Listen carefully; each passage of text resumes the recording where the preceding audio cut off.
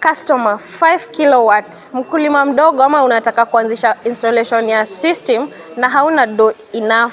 Unaweza anza na 5 kilowatts depending na load yako. 5 kilowatt lithium battery yenye ni 51.2 volts 100 Ah, so that is to mean storage yake iko fiti.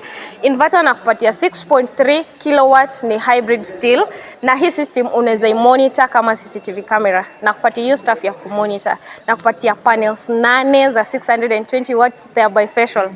Hii system ita run all appliances apart from instant shower. Assume ni ya domestic.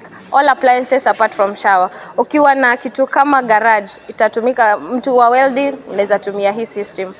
Nipigie simu ama univisit kwa warehouse. Watu wa shule, hospitali, kanisa, I have a crazy offer for you. Kila mtu ako na system yake design kulingana na load yake. Nipigie simu ama univisit kwa warehouse. Unaweza kuja ufanye research. I'll take you through.